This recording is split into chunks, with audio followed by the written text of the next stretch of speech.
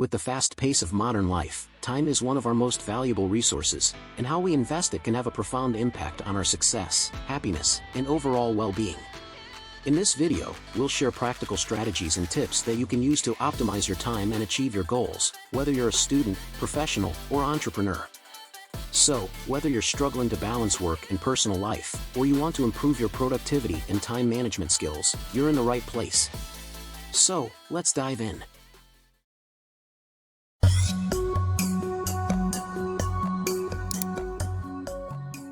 Imagine your friends, family, and colleagues just helped themselves to money from your wallet. It would be pretty infuriating, wouldn't it? You might even be tempted to call the cops. You'd never let people help themselves to your cash. So why do you allow them to do the same with your time? Time is a limited and precious resource. But, often, we don't treat it that way.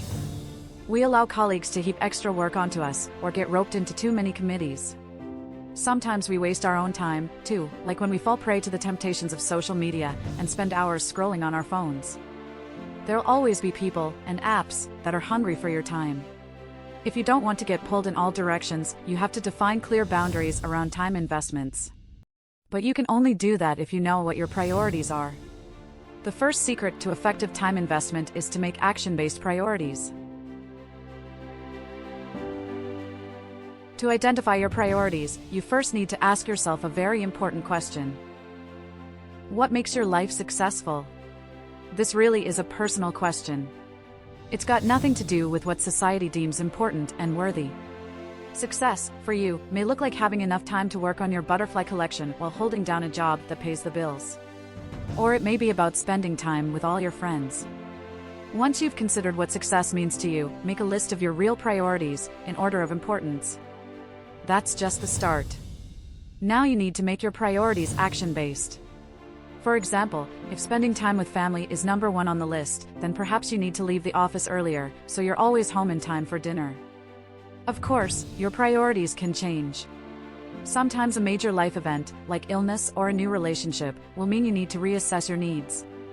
You may need to temporarily devote more time to your health, or scale back extra work to allow space for romance to blossom. Living according to your priorities is a dynamic process that requires constant balancing and rebalancing. As long as you keep asking yourself that question, what makes my life successful? Then you'll always have a North Star to work toward. Defining your priorities is one thing, but sticking to them is something else.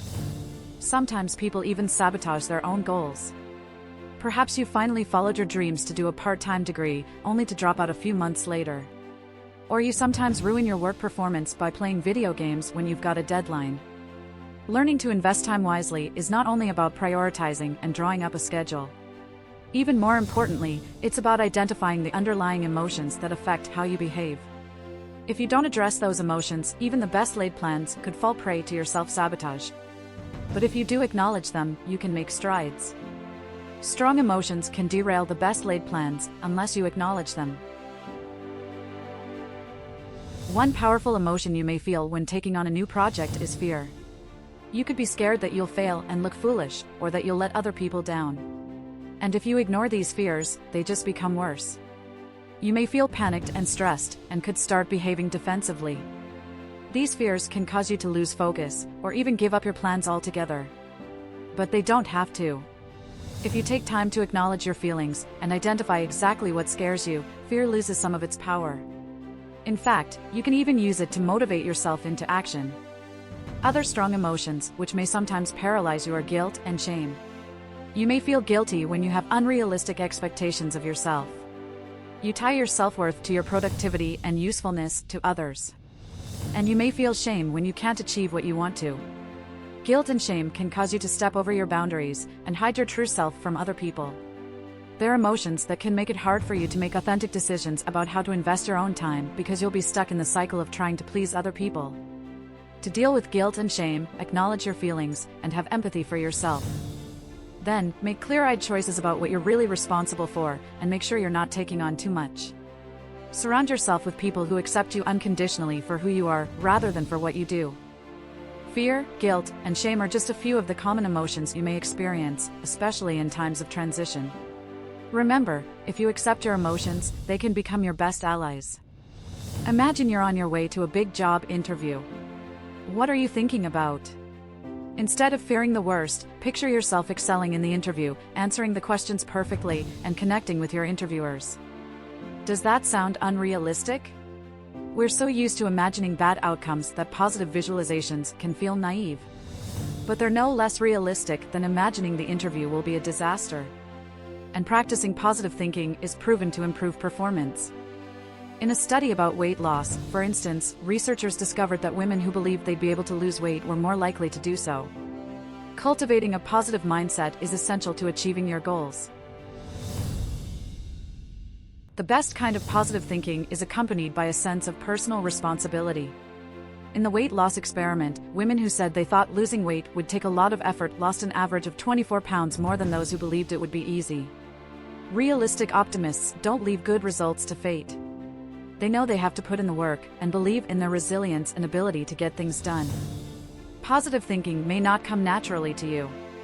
But thankfully, it's possible to cultivate and practice an optimistic mindset until it becomes second nature. A great place to start is by practicing gratitude.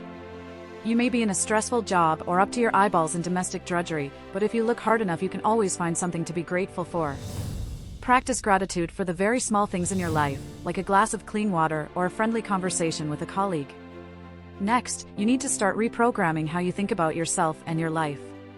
Take a quiet moment to listen to what your internal monologue says about you. Chances are it's a very critical voice, saying things like "I always make mistakes" or "I'll never succeed." This voice is very powerful. But you can change the conversation by practicing meditation techniques and repeating positive affirmations. When you meditate, you start to become aware of what's going on in your mind. Meditating also reduces stress and gives you the mental space to question your thinking. Once you've begun meditating, you can begin saying positive affirmations to yourself, like "I am confident and worthy." This might feel unnatural at first, but persevere, you'll slowly change the way you think about yourself. You want to get to work on time, you really do. And you don't understand why you're always late. After all, you always leave yourself 20 minutes for the drive, which is exactly the right amount of time if you don't have too many red traffic lights. Many of us are time optimists, which is a nice way of saying that we're not realistic about how long things actually take. Time optimists will plan to do several loads of laundry and cook a 3-course meal after work while supervising the children's homework.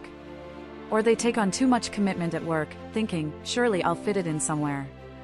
The problem with being over-optimistic about time? It always leaves you stressed and overwhelmed when you're confronted with reality. And that's why the second secret is so important. The second secret to effective time investment is to set realistic expectations about how much you can do. Time optimism often comes from an insidious perfectionism. We're so driven to do everything and do it right that we overload our plates. But ironically, perfectionism can make us less productive. We focus on small things and lose sight of the bigger picture. Or we become so overwhelmed that we feel paralyzed. To set realistic goals, let go of your perfectionism and accept yourself as you are, not as you wish you were. Find it hard to get up in the morning? Then you're not the type to go for a 5 a.m. run and make smoothies for breakfast. Adjust your expectations and make your morning as easy as possible by preparing your clothes and packing your lunch the night before. Becoming realistic buys you freedom. It's much more relaxing to live within your means. And when you become aware of how little time you have, you'll make better choices about what to prioritize. Of course, sometimes unrealistic expectations come from outside. Perhaps your boss gives you 60 hours of work to squeeze into a 40-hour week. Or your friends expect you to always be available. In these cases, you'll need to practice saying no and managing other people's expectations. For example, you could have a meeting with your boss and let her know that you can't get everything done in time, so you'll be prioritizing the most urgent tasks. Or practice letting your phone go to voicemail and calling your friends back when it suits you. Facebook executive Sheryl Sandberg is one of the busiest women on the planet. And yet, she leaves the office every day at 5:30 p.m. and is home in time for dinner with the kids at 6. Family time is important for Sandberg, so she made it an action-based priority. And then she reinforced the action with the help of a simple, clear routine.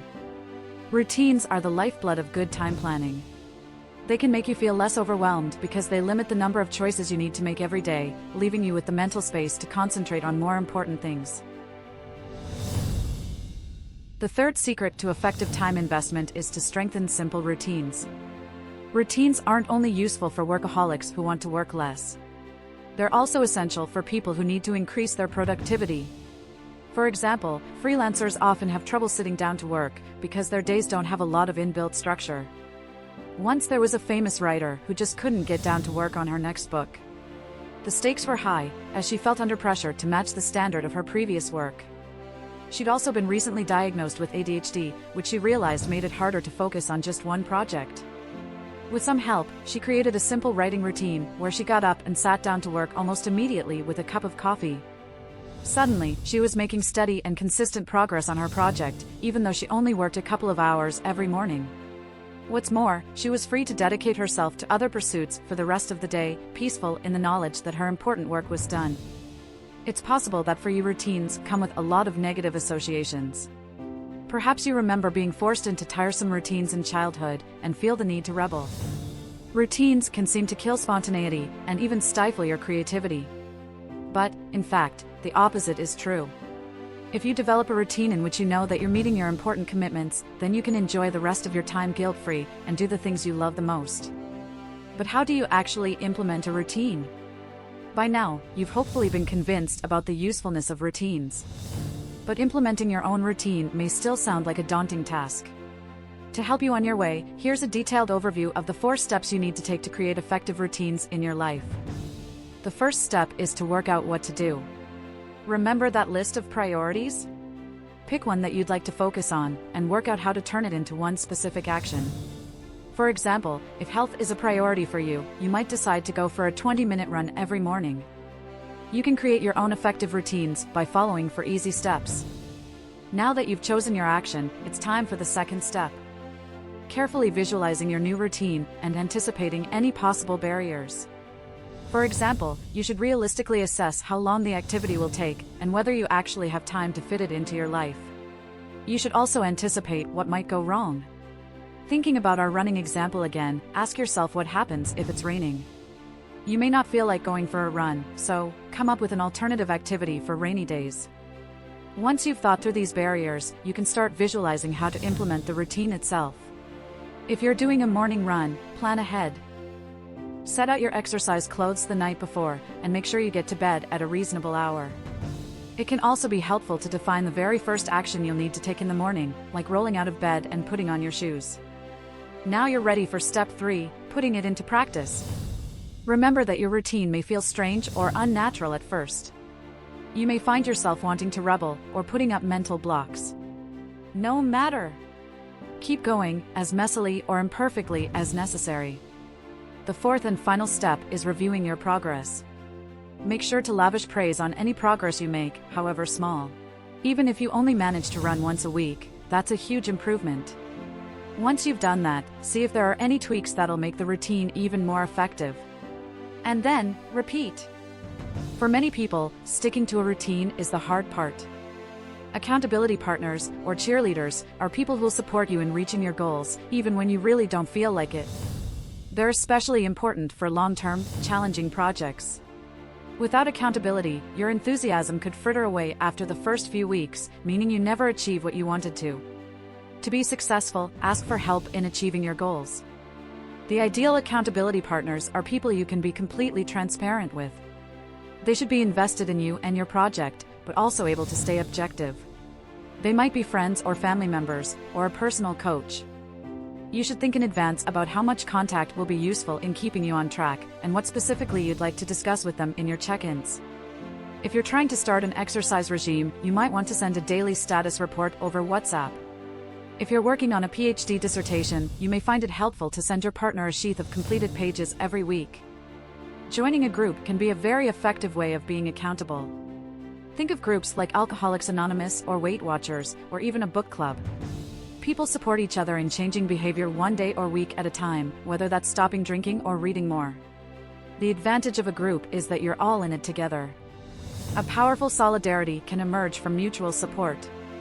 Workplaces can create a culture of accountability that benefits their staff. That could be working together to make sure everyone meets productivity goals, but could also be making sure that people take enough time off. For example, Adobe forces staff to take proper holiday time by having company shutdowns. That means no one has to deal with a pile of urgent internal emails on their return to work, and everybody comes back newly refreshed. Let's wrap things up. Most of us live impulsively, driven by emotions like fear and guilt to try and cram as much as possible into our days.